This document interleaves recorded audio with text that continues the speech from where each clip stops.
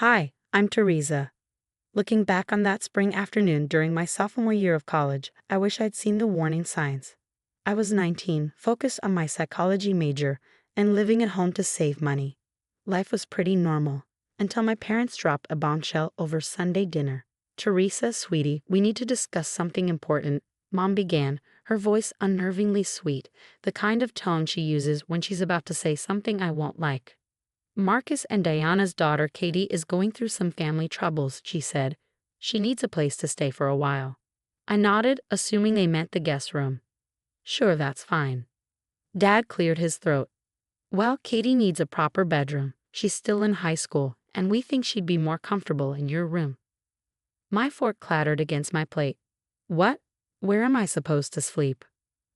The garage is insulated, Mom said brightly. We can set up a nice space for you there. You're in college now, Teresa. You need to learn to be more accommodating. That night, I called my best friend Ashley and my cousin Emma on a three-way call. They're making me move to the garage for some kid I've never even met. That's messed up, Ashley said. Your parents are seriously choosing their friend's kid over you. Emma chimed in. I get that Katie's parents are their friends, but still the garage? That's just wrong. The next day, Katie arrived. She looked like the Disney Channel version of a troubled teen, perfectly styled hair, expensive clothes, and a practiced sad smile. My parents hovered around her like she was made of glass. Teresa, help Katie settle in, Mom ordered, as I watched them haul my things to the garage. Your room is so cute, Katie gushed, running her fingers over my corkboard of photos. Oh, but these pictures are kind of childish. Mind if I take them down? Before I could respond, she was already pulling at my memories, accidentally tearing my favorite photo of Ashley and Emma. Oops. Sorry. She didn't sound sorry. Good thing you're moving to the garage, she added with a smirk. Now I can make this room more mature. That night, lying on a makeshift bed between boxes of Christmas decorations and Dad's old golf clubs, my phone buzzed. It was a text from Ashley. Something's not right about Katie. She's giving me bad vibes. Seconds later, Emma replied, Did some digging. Katie's family troubles might not be what they seem. Want me to investigate? I stared at my phone, remembering Katie's smirk as she tore my photo. Yes, I typed back, find everything you can. 2 weeks into my exile, I caught Katie in the kitchen talking to Mom. I'm just so worried about Teresa, she said softly, her voice trembling with fake concern. She seems so angry lately. Yesterday, she practically slammed the door when I tried to talk to her. I hadn't slammed any doors. I've been avoiding her entirely. Mom nodded sympathetically. It's just really hard, Katie continued, dabbing at non-existent tears. I thought we could be like sisters, but she keeps giving me these hostile looks. Maybe this was a mistake. I could try finding somewhere else. No, sweetie, Mom rushed to assure her. Teresa just needs to adjust her attitude. I'll talk to her. That talk turned into a lecture about being more welcoming and less selfish. When I tried to explain Katie's behavior, Mom shut me down. She's been through so much with her family situation. But Emma's investigation told a different story. Teresa, Katie's lying, Emma told me during a secret coffee shop meeting. I talked to my friend who went to her old school. There's no family trouble, her parents are fine. She's pulled similar stunts at 2 other friends' houses. Ashley, who had been furiously documenting everything in her notebook, leaned forward. It's a pattern. Every time you're out, Katie had been slowly destroying my life under the guise of accidents. First, my laptop mysteriously fell off my desk. Then, my textbooks were ruined when a conveniently leaky water bottle drenched them. My remaining photos? They disappeared because the wind supposedly blew them away. The garage itself had become a nightmare. Random puddles appeared near my bed, and the heating malfunctioned on the coldest nights. We need more evidence, Emma said, showing us texts from Katie's old school friend. Look at this. Katie's done this before, manipulating parents into taking her in, pushing out their kids, and moving on when the truth starts to catch up with her. Ashley leaned forward, phone in hand. Watch this. She pressed play on a video she'd recorded in the garage. It showed Katie deliberately pouring water near my bed, then running to my parents to claim there was a leak that might damage their precious storage boxes. Dad's response, moving my bed to an even colder corner of the garage. I'm done being the bad guy in her story, I said, glaring through the kitchen window where Katie played the perfect house guest, helping Mom with dinner. That evening, Katie came to the garage with her signature fake concern. Teresa, your mom wants you to join us for dinner. She's worried you're isolating yourself out here. She glanced at Ashley and Emma, her smile tightening. Oh, were you having a private meeting? I hope I'm not interrupting anything important. Her tone was sweet, but her eyes carried a warning. She knew we were on to her. Emma's detective work was paying off. We uncovered the truth about Katie's past through old friends and families who had hosted her before. Here's the Thompson family, Emma said, pointing to her laptop. Katie stayed with them, claiming her parents were divorcing. Then the Wilsons, she said their house had black mold. And the Camerons? She claimed her parents were temporarily relocating for work. But her parents never moved or divorced, I added, my anger simmering. Ashley played more recordings she'd secretly made.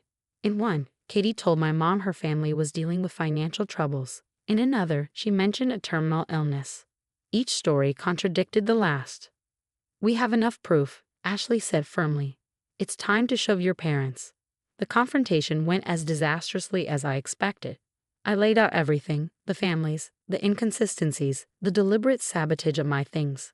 Mom and Dad sat in silence until Mom finally spoke. I can't believe you're so jealous that you'd make up these lies, she said, shaking her head. Katie warned us you might do this. Of course she did. I exploded. She's manipulating you. Dad stood up, angry. That's enough, Teresa. Katie's going through a difficult time, and instead of helping, you're inventing conspiracy theories. Right on cue, Katie appeared, tears already streaming down her face. I heard everything, she whispered. I knew Teresa hated me, but I never thought she'd make up such horrible stories about my family. The next day, my psychology project, a presentation worth 40% of my grade, was corrupted on my laptop. Katie had been alone in the garage earlier, supposedly looking for cleaning supplies. Looks like your computer caught a virus, she said, her fake sympathy as sharp as a knife. Maybe keeping it in the garage wasn't such a good idea. All that dust and moisture. That was the last straw. Ashley and Emma helped me set up hidden cameras, one in the garage, two in common areas, and a pin-sized one on my backpack. Emma borrowed audio recorders from her journalism class. Let's catch her red-handed, Ashley said as we placed the final camera. She can't lie her way out of video evidence. Be careful, Emma warned. My research shows she gets nasty when cornered. The Cameron's daughter ended up with a broken arm in a suspicious accident. I looked around at my makeshift bedroom, the water-stained books, the ruined project. Let her try. I'm done being her victim. Katie didn't disappoint. Over the next few days, the cameras caught everything, her sneaking into the garage at night, damaging my things and smirking as she spun sob stories to my parents.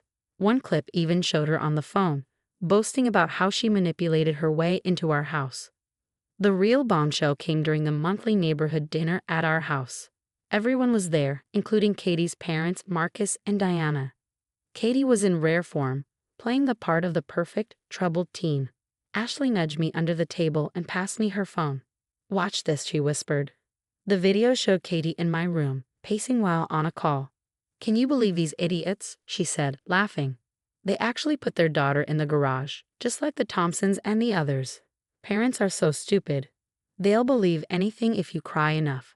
I give it another month before I found my next words. I stood up, my hands trembling. Everyone needs to see something, I announced. Despite my parents' protests, I plugged Ashley's phone into the TV and hit play. The room fell deathly silent as Katie's true face emerged on screen.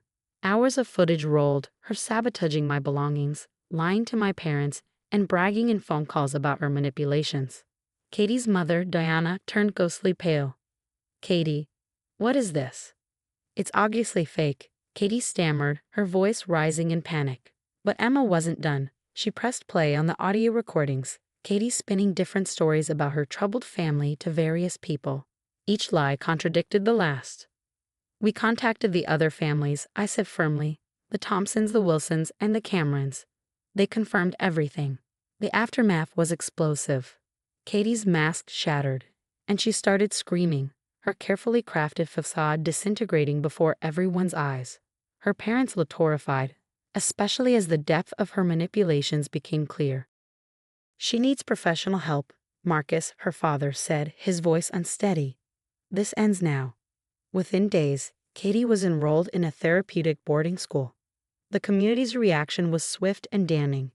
Neighbors who had once looked at me with disapproval now couldn't apologize enough. As for my parents, they tried too. Teresa, we're so sorry, Mom sobbed one evening. We should have believed you. I stared at her, calm but resolute. You chose a stranger over your own daughter. You put me in the garage. You called me a liar and jealous. Some things can't be fixed with an apology. Emma had already offered me her spare room. Stay with me while you finish college, she insisted. No garages, no manipulation, no drama. I moved out the next day. My parents kept calling, sending messages, even showing up at Emma's place with my old room key. We've kept your room exactly as it was, Dad pleaded. Please, Teresa, we'll do anything to make it right. You already did everything, I replied coldly. You showed me exactly who you are and where I stand with you. I'm not interested in a relationship with people who could treat their daughter that way. Looking back, exposing Katie was almost worth the pain, almost. She lost her perfect reputation, her victims were validated, and her parents finally saw her for who she was. My parents, however, lost something far more valuable, their daughter's trust and respect. As for me, I'm thriving. Living with Emma, my grades have recovered, and I'm excelling in my psychology major, with a focus on manipulative behavior. The garage may have been cold, but it taught me the warmth of standing up for myself and choosing my own family. My story went viral on social media, and I've connected with others who faced similar betrayals. Together, we're building a support network to help people recognize and protect themselves from manipulators like Katie. My parents still reach out every few months. Last week, I received an email from them. The house feels so empty without you, it read. I marked it as read, then closed the tab. Some say forgiveness is the key to moving forward, but I disagree.